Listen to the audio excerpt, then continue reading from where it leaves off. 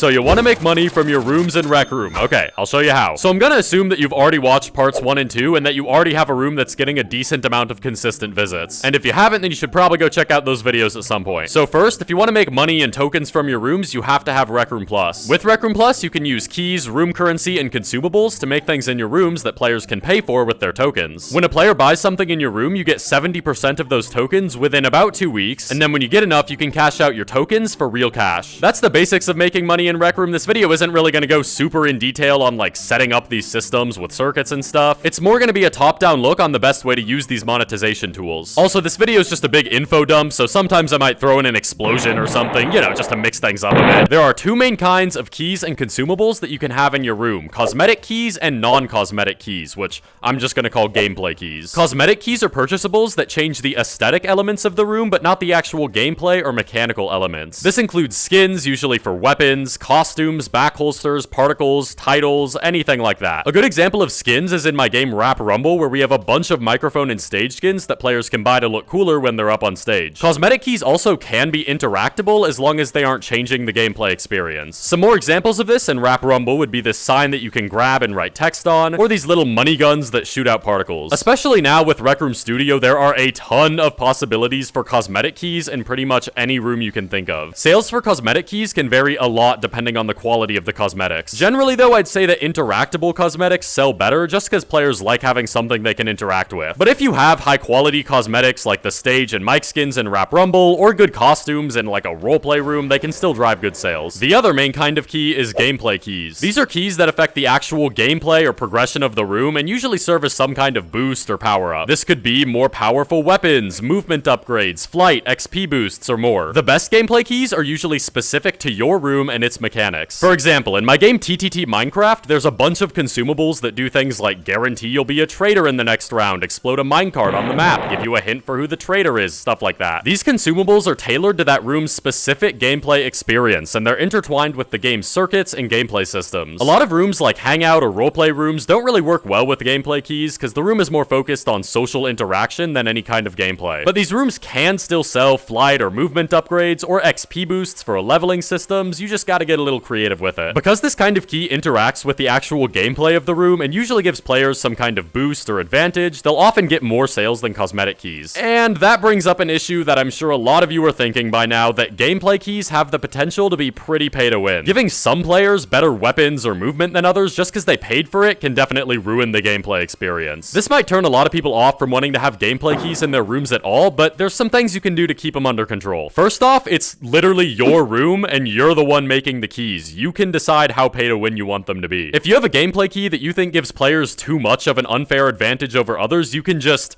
make that key give less of an advantage. Implementing a room currency is also a good way to bridge the gap between free players and paying players. If you make your gameplay keys cost room currency and then you let people obtain that currency just through playing your room, that makes it possible for free players to still obtain that gameplay key. It's kind of a win-win because then free players will spend more time playing your game to grind and get the key, while paying players will still be willing to just buy it and skip the grinding. And again, it is completely up to you how much grinding you want to make free players do before they can get the key. And finally, I think that the best way to make fair gameplay keys is to still make them give an advantage, but not at the expense of other players. For example, in grapple hook parkour, we have an OP grapple key that lets your grapple hook reach way further and lets you swing way faster. So if a player gets an advantage from the grapple upgrade, they'll still feel good about it, but none of the other players will feel negative about it because somebody else having that advantage isn't really negatively affecting them at all. Compare that to a PvP game with a super speed upgrade that lets a paying player run around killing everyone easily. Other players are going to notice that and think that the game is unfair. So those are some tactics you can use to make a gameplay key that still gives players an advantage while not making it too pay to win. I want to make it very clear that I'm not encouraging everyone to go out now and make super pay to win keys in their rooms. All I'm saying is that gameplay keys tend to be the most profitable by quite a bit, so you'll be missing out on a lot of revenue if you don't include them at all. A good mix of cosmetic and gameplay keys is probably going to be what's best for most rooms. Let's talk about pricing now. How much should you make your keys cost? Well, right now Rec Room has a horrible lack of good analytics on this stuff, so it's pretty hard to find the optimal price for a key. But generally, I've found that the most profitable price for a pretty solid gameplay or cosmetic key is around 500 tokens. 500 may seem like a lot, and I've already made a whole video about the Rec Room economy, so I'm not going to recap too much here, but generally I think a lot of people could be pricing their keys higher. Think about a key that costs 10 tokens.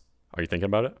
Players who don't have a lot of tokens probably aren't going to buy that anyways, while players with a lot of tokens would. So by increasing the cost to 100 tokens, the players without many still aren't going to buy it, while players with a lot of tokens will probably still buy it if it's good enough, essentially 10xing your revenue just from changing a number. This logic can apply to some keys going even as high as 10,000 tokens. Pricing all comes down to the individual key though, and you're probably going to have to do some guessing to find a good price. Ink Inc. has a webpage with recommended key and consumable prices based on what the key is, so that might be a good place to start. I think these recommendations are at least somewhat backed by data for profitability, which is why some of them are pretty high. So that's up to you if you want to follow them or not. Generally, it's good for a room to have a good mix of keys at a bunch of different price points. The last main way to make good money from your rooms is with Room Rewards. Room Rewards is a program that Rec Room does every month where rooms in certain categories are ranked based on engagement, and the top rooms in each category get a bunch of tokens. The exact details and stats they use for it can change every month, so I would highly recommend checking out the page for yourself to see the rules for the current month. If you have any rooms that are getting a decent amount of consistent visits, you should be checking out this page and tagging your rooms every month. Room Rewards is a great way to get a good chunk of cash from your old rooms for doing basically nothing. And again, beyond a small threshold, it's based on engagement, not the number of visits it gets. So the design of your room and how retentive it is to players is super important here. All of the tips and information for engagement I gave in the last video for getting visits apply here too for ranking high on Room Rewards. I'll leave some links in the description for more information on Room Rewards if you're interested. A smaller way that some people make money from their rooms is by linking custom shirts or inventions in their popular rooms. If you already make one of those things and they're relevant to the room, it can be a pretty good way of getting some extra sales on them. And last, I do want to touch on contests real quick. Rec Room's build contests reward a pretty decent chunk of tokens to winning rooms. This is alluring to a lot of people because contests aren't judged on engagement, they're judged on how high quality the room is.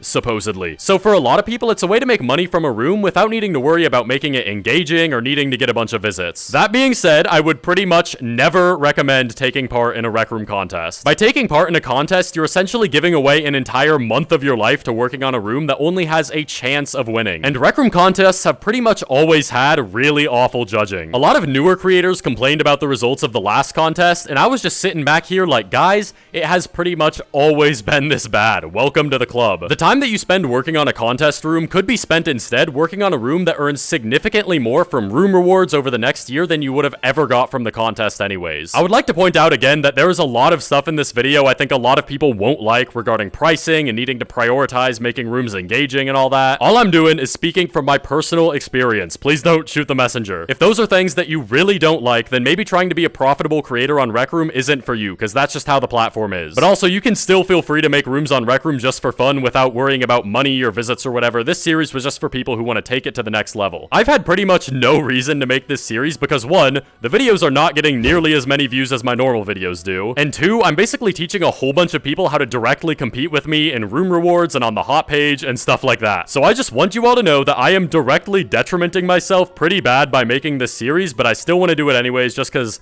I think the knowledge should be out there, you know? Everyone should have access to this knowledge. So if this series has helped you in any way, then subscribing and using code BVRR in Rec Room would help me out a ton. But that's gonna be it for making money on your rooms. Check out this other video from the series if you haven't already, and I'll see you next time. Goodbye.